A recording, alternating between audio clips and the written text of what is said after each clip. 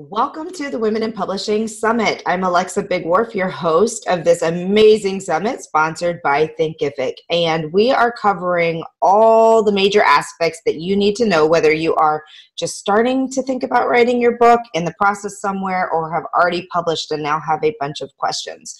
One of the things that plagues many writers is understanding all of the legal implications that come along with being a small business owner or an author entrepreneur. And then, of course, all the things to do with copyright issues and what happens if someone steals your work or when, all these things we're going to dig into today. So today we are here with Helen Sedwick. Helen is an author and attorney. She has represented small businesses and entrepreneurs for 30 years.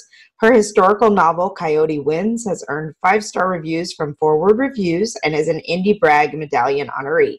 Publishers Weekly lists her Self-Publisher's Legal Handbook as one of the top resource books for independent authors. On her blog, she coaches writers on everything from saving on taxes to avoiding scams. For more information, make sure you check out her website, helensedwick.com, and we'll have all of this in the links below so you can click on over there. Helen is probably one of the most important resources you will ever come across as an indie author. So thank you so much for taking time out today and being part of this because it's such an important piece of the puzzle. I'm glad to be here. My background is I've been an attorney for 35 years, but I've also been a closet writer. And I self-published a novel, Coyote Wins, in 2013. And when I self-published it, I realized I met a lot of other writers who were either self-publishing or working with small publishers. I realized that they had a lot of questions about copyright, about writing about real people, and about the business aspects, and that I could help them. And so then I wrote the Self-Publisher's Legal Handbook to walk through a lot of these issues, which is now in its 2nd edition. And I'm happy to help writers. I'm a writer myself, so I understand what makes writers nervous, and I'd like to help them sleep better. So that's why I wrote the book.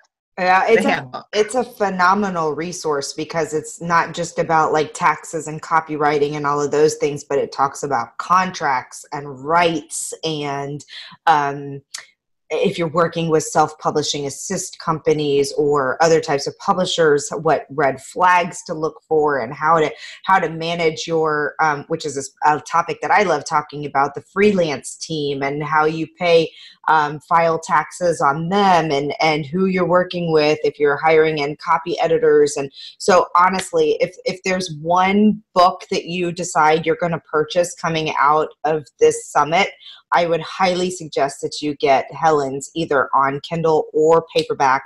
I have it on both versions because this is the type of thing I like to be able to look at and flip through. I'm old school.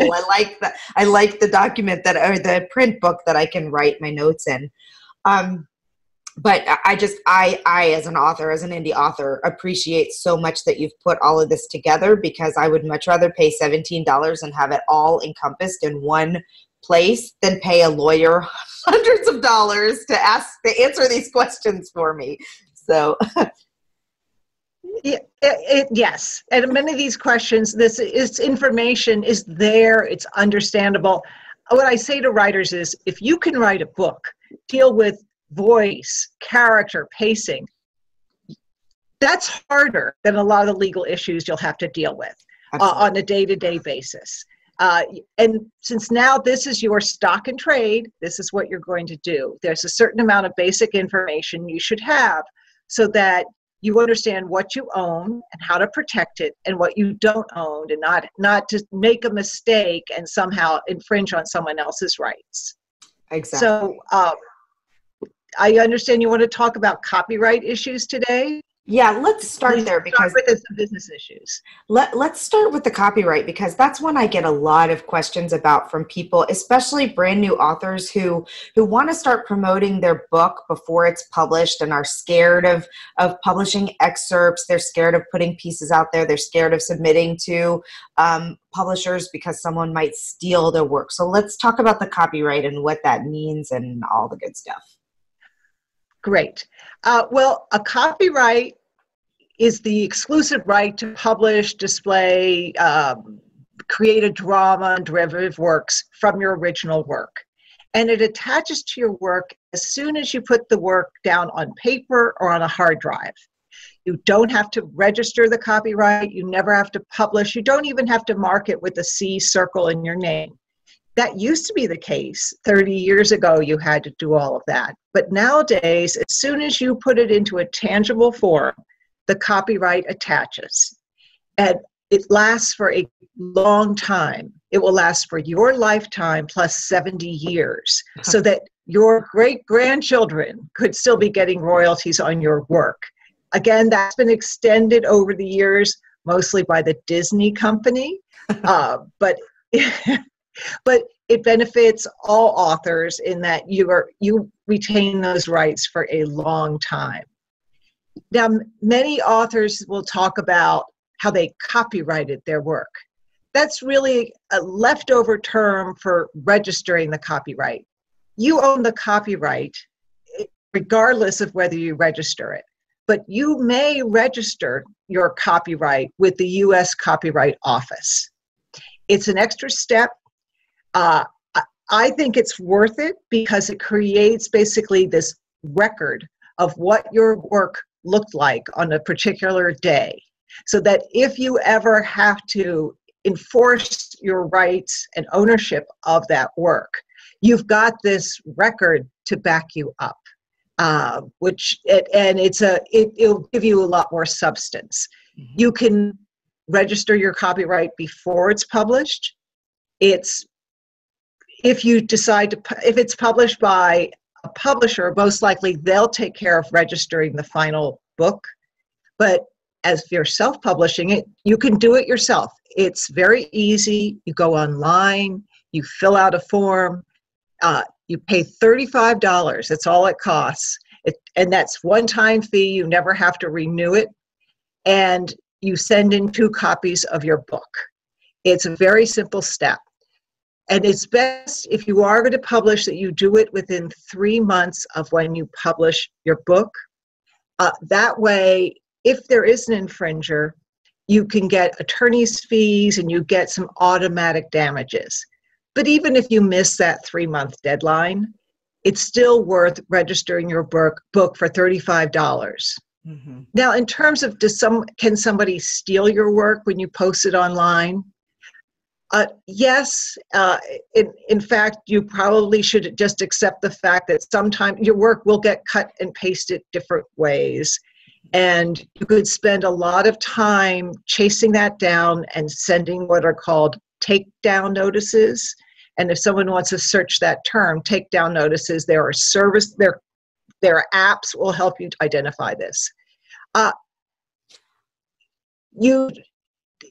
This could easily become a game of whack-a-mole. Unfortunately, you were maybe too young to remember whack-a-mole, but was this I remember. Arcade game where these little moles would pop up and you keep banging them down, and as soon as you popped up down, bang one, 2 more would pop up. Right. So, in terms of it having a big financial impact, at the beginning it probably won't, because most people don't bother to steal unproven work. The books that get stolen and get pirated already establish themselves as bestsellers. So they're the ones who really have to chase things down, because somebody who's going to pirate a book wants it to be easy. Right. They go for things that they know will sell. So yes, it's out there. Yes, it's a possibility, but it's not as big a risk as they think. In terms of publishers, you never hear of it happening with the publisher, that they steal a book. Right. Their reputation depends upon authors trusting them enough and agents trusting them enough to keep sending them new work. Uh, they're not going to risk their reputation for one book. Now, the movie producers have a different reputation. Yes, They have, there's a lot of stories of movie producers taking the idea behind a book, the basic premise, the basic plot premise, and then hiring somebody to write a new script. Because this gets to the other issue, is that your copyright protects how you executed the idea, your actual words and the core ingredients, but it doesn't protect the underlying plot or the underlying dilemma, the difficult romance or the deep space adventure or the boy meets girl stories. No matter how clever your twists are, those you can't really protect. It's how you execute them into a work. So I would say with authors, this is a risk. It's a low risk, and try not to spend too much time on it and use all that creative energy to create more work. Right. And because ultimately, when you can't do much to control what happens on the internet. So spend your energy on what you can control, which is creating more work. So another question that I hear often on this idea of copywriting is hashtags, and I know this kind of crosses the barrier of like trademarking and registering things that way, but like you cannot copyright a title, correct? Is that correct? Correct. The policy of the Copyright and Trademark Office is that they will not register a title because they're just simply not enough titles to go around. And so they don't want anyone to have an exclusive right to a title. There are some exceptions. If you have a very famous book, if you wrote something and called it Da Vinci Code 2, that would probably get you would probably get a cease and desist letter from a lawyer. Because some titles can become so famous that they become a trademark, like Coca-Cola, right, or Ford or Apple. They become a trademark, and so they are protected as trademarks. But if you have a really cool, clever title, unfortunately, you can't protect that title from someone who comes up with it independently.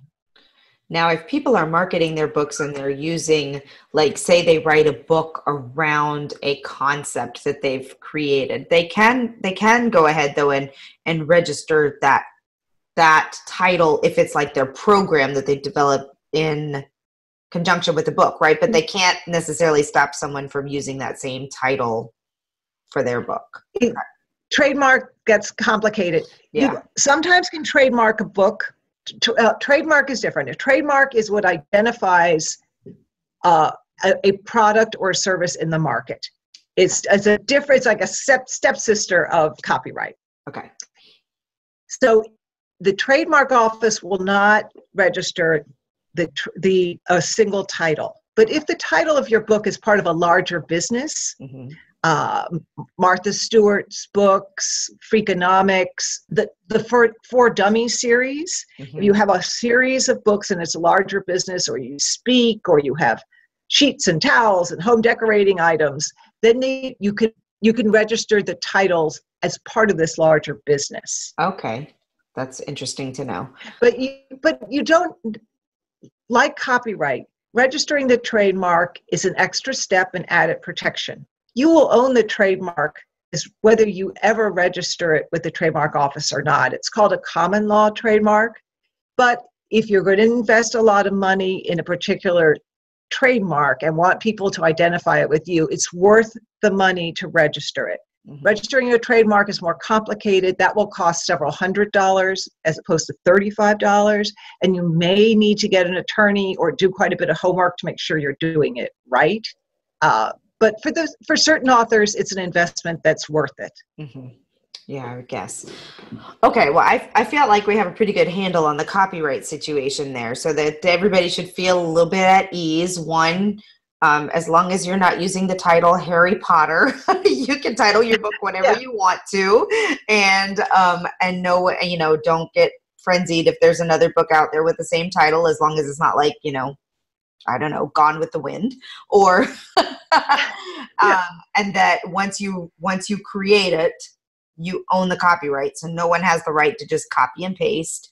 And then the registered copyright. You know, it's really interesting because I always knew the idea that it gave you added protection, but I hadn't really thought to what that meant. And having that like snapshot in time of what my book looked like when it was published, and so that you can, I never put those things together, but that makes a whole lot of sense, on why that's a necessary step.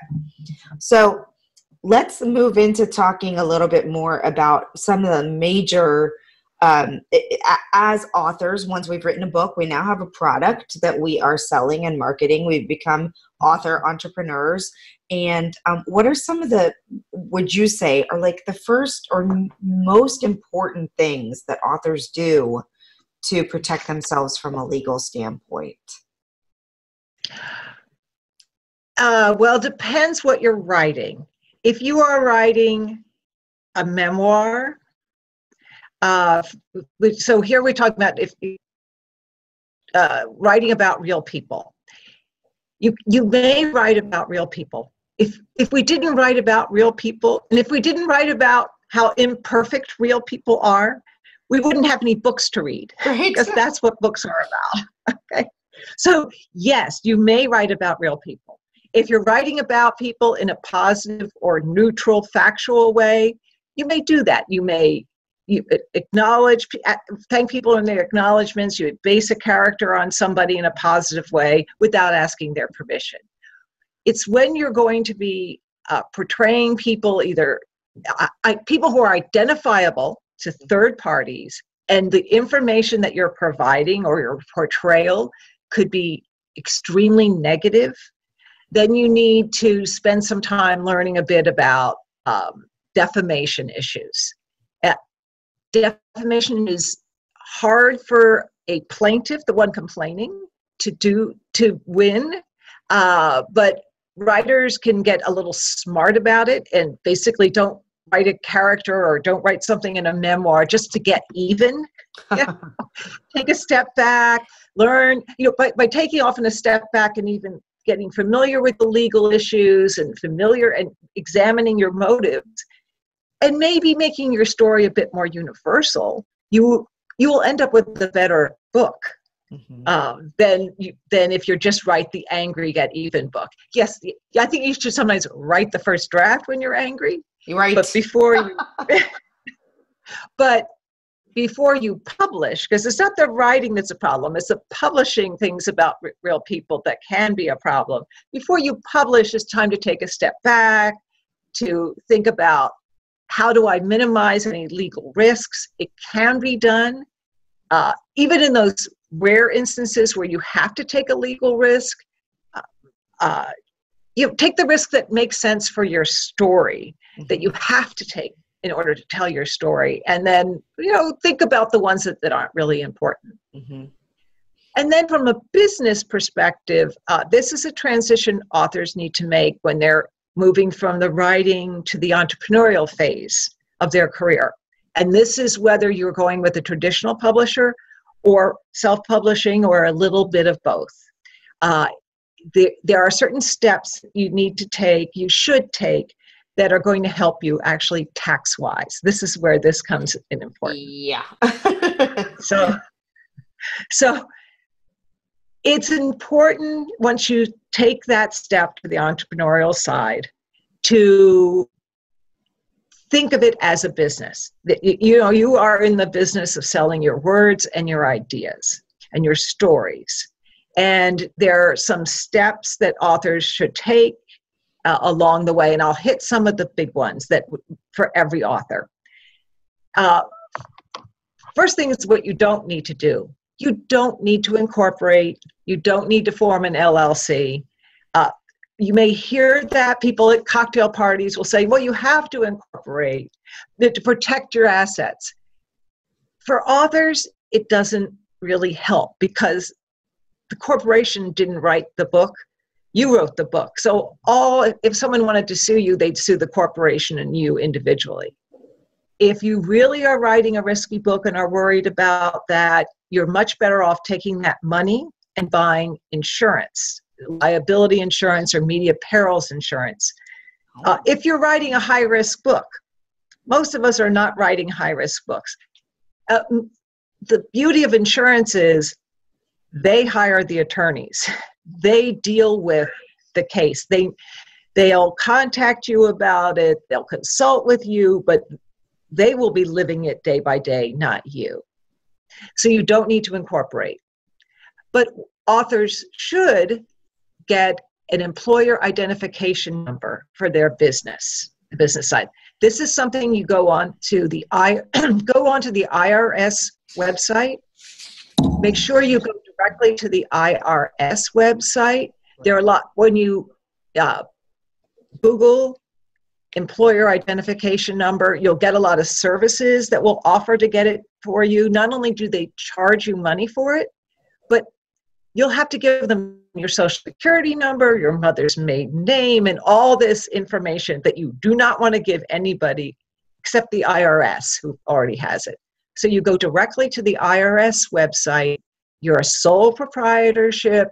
You're starting a new business. You fill out an online form. You give them your social security number, and then they'll issue you what's called an EIN, employer identification number. And you don't even have to have any employees to get this. Therefore, as you start publishing, you can give it to Amazon. Instead of giving them your social security number, you give them your EIN. Ingram Spark, you give them your EIN. If you're doing freelance work, your clients will ask you for a W-9 and your social security number. You can give them your EIN instead. And that helps protect your social security number and can help protect you from identity fraud. Also, it helps establish that you're running a business, should that ever become an issue with the IRS. The next thing, let's see. The times where I think somebody might want to incorporate is if they're really trying to hide their identity behind a pen name. And so you add a layer of a pen name, and then the pen name might be owned by a corporation, and then you might have your attorney be the face of the corporation. But if you have that high a need for privacy, then you're beyond the scope of what you and I can talk about online. You really need to consult with an attorney and get some help. The other exception would be if you're making a lot of money. Now, this is a problem I hope every one of your viewers has. But if you're starting to make $50,000 or $100,000 a year from your writing, it's time to sit down with an accountant and get your system set up for a more sophisticated business enterprise. It's one of the downsides of success, but it's a good downside. One way. Let's see. The other thing that authors need to take care of is if you're going to be physically selling books at book fairs or from your website, then you are now in the business of selling tangible products, and in most states you'll have to collect and pay sales tax. This is a total pain in the butt. And for most of us, it's a lot of paperwork, and we pay the state like $27 or something along those lines, because it's not a big part. The plus of it is, so what you do is you go to your state taxing authority. In California, it's a State Board of Equalization. Again, you can do all of this online, and you get what's called a resale certificate. It might be called a seller's certificate or a seller's permit, but it's a permit you get that registers you with the sales tax authority. Once you have that, you've got a number, and you might get a certificate, you can buy your books that you're going to resell without paying sales tax. You'll give that information to your printer or to, it used to be CreateSpace, now it's Kindle or Ingram Sparks. And so you'll be able to buy your books without paying sales tax. But if you give those books away, you have to charge yourself sales tax. If you sell your books, you have to charge sales tax. And the rules can be complicated about when it applies and not. You know, if you physically give a book to somebody at a book fair, you collect sales tax. If you mail it to them out of state, you don't. It'd be too much to lay out all those rules here. It's more just let people know it's there. You should think about it. You should go to your state's website. They probably have fact sheets. Print those out. Do your best. If you make a mistake, it's probably going to be so small no one's ever going to care. But if you totally ignore it, they'll care. The small mistakes that no one's, I don't think, ever going to care about. Let me ask you a question. Does this also apply to services? So if we have authors who are building their businesses and they're now teaching online courses about how to write better or offering editing or any of these things, are taxes required for online services like that, sales tax? Not in the United States. If we have some European viewers, VAT, the value added tax, may apply to services. And that's going to be country by country. So they have the extra step of having to research their equivalent of sales tax, which is the VAT tax. Now, if the books are being sold by Amazon or your local bookstore or Barnes and Nobles, etc., you don't pay sales tax on those books. It's only the books you physically hand over, you mail out from your website. It's only those books that you pay sales tax on. Amazon pays the sales tax for you. Okay, good to know. On now, their books. If you are selling, like say you're the guest speaker at an event and afterwards you're selling copies of your book at the back of the room, you will be required to supply the sales tax for all the books that you sold to your state. But can you do, I can't remember what it's called, pass through or whatever it's called, where you assume the liability of the tax so that you just charge retail price? Yes, what I do, because I don't want to sit there and calculate sales tax, I say, and even when people buy it from me, contact me, I say $18 including sales tax. Okay. And then I sit down and I sell 10 books. And then I sit down afterwards and I figure out how much of that $18 do I have to use to pay sales tax. So there are a lot of apps. You know, PayPal has an app and Square has an app on your phone that will, if people are paying by credit card, you can use your phone to take the credit card or your iPad, and they will add the sales tax if you want. But if you're standing there and you have dollar bills, just round it up to $1 and calculate it yourself afterwards. Okay, good. I think it's a better, it's a more friendly transaction with your reader. Yes. As well. You don't want to stand there and talk about pennies. You want to talk about writing and get that part, get the sales over with. Exactly. Okay, that's good to know. We actually get a lot of questions about that once we've helped authors publish and they're selling their books at the back of the room. Like, am I supposed to be charging sales tax and how do I submit that? So this was really, really useful information for I'm sure everybody who's listening.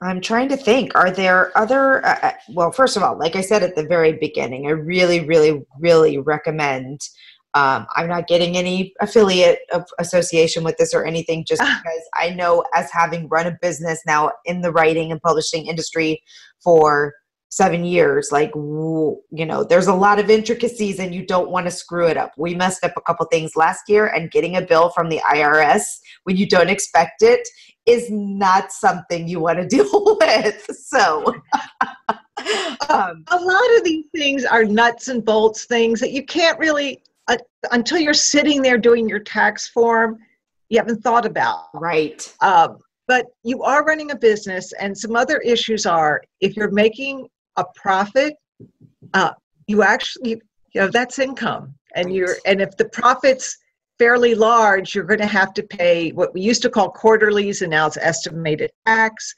You have to pay your own Social Security on that income. Uh, Now, all these are the benefits of success. I mean, it's only when you have net positive income that you start having to deal with these issues. But so that's why you want to operate as a business. So I'm going to step back and talk about, like, what does it mean to operate as a business? It means, to the extent you can, you have a separate checking account, you have a separate credit card for your business. That way it's easier for you to keep track of the money coming in and out and to prepare your taxes. But it means that it's easier to demonstrate to the IRS that you really only made $10 last year when you net everything out. And also, it means that when you have years, you might have some positive years and you might have some negative income years. If you're running it properly as a business, you might be able to deduct those losses from your other income, your day job income. I'm going to show a cover of my book because this is way more detail than people are going to remember from a podcast. So they're just going to need, so here's my book. Let's see, there we go. It's perfectly, it's very easy title. It's called Self-Publisher's Legal Handbook. And I walk through copyright, registration, using real people, disclaimers, and setting up business issues, and ISBNs. There's just, it can seem overwhelming, just like the whole process of self-publishing can seem overwhelming. So if you break it down into steps, you break it down into topics, you can do it. As I said, if you've written a book, you can deal with these topics. You just have to take them one at a time. Yeah.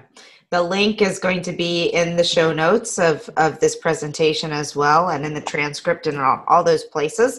So people will be able to quickly and easily head on over to Amazon. I would say, before we wrap it up, if you had, because we just threw a lot of information at people, if you had to say your top 2 or 3 things, like, do not skip these 3 things, what would they be? On the business side is, from the beginning, treat it as a professional, as a separate business. Give yourself the credit that you deserve. But sometimes people don't want to set up a business because they're not really taking their writing seriously. They're embarrassed by it. Don't be embarrassed. You're creating something worth selling, something worth for people to pay for. So treat it with respect, treat it as a business, and learn how to take care of business. The other thing is, try not to lose sleep on people stealing your work. It's not as big a problem as you fear. The bigger problem is writers becoming so afraid of various demons that they don't move forward. It's easy to find excuses not to write. Mm-hmm. And fear of having your work stolen can become another excuse not to write or not to get your work out there. Mm-hmm. Take the risk, write the book, get it out there, get feedback. You will gain much more than you risk losing. Yeah, agreed. Do you still work in a consulting capacity with authors and small business? Is it only in your state, or do you offer anything to help people? On a limited basis. I work with authors. Mostly I get lots of emails. I get questions through my website and I answer them. And sometimes I take on clients, but I'm mostly retired. And so I am selective as to what I take on. I don't read manuscripts. It takes way too much time. Mm-hmm. And I'm much more of a business attorney who's learned about publishing than I am an attorney who would go through a manuscript. I do have referrals if people email me and say, I've written a tell-all about Marlon Brando, what should I do with it? And I can help them find somebody, but it won't be me. Okay. Well, I really appreciate you taking the time to answer some of these questions. I think a lot of times when we write a book, most of us don't even think about the tax or the legal or any of those other things until somebody comes to us and says, where's this? Why didn't you file this? How come you haven't? So it's great to have the resources that you provide, and your blog and your newsletter are always full of great information. So people should definitely head over to Helen Sedwick's website and check out all of that. Any last words of wisdom? Keep writing. It's worth it, whether you're a big success or not. Yeah. And I just want to mention how wonderful the writing community is. I mean, you think about it, we're all competing with each other, but we don't act like that. We all help each other. So if you have questions, and if you can probably find help online, you can post your question on some forums. And what's wonderful about the writing community is that there are all kinds of people who will step up and help you. That is so true. It is so true, and we're all lucky to have that, and I'm happy to be part of that. Well, me too. Thank you so much again for all your time and wisdom. We appreciate you. Thank you.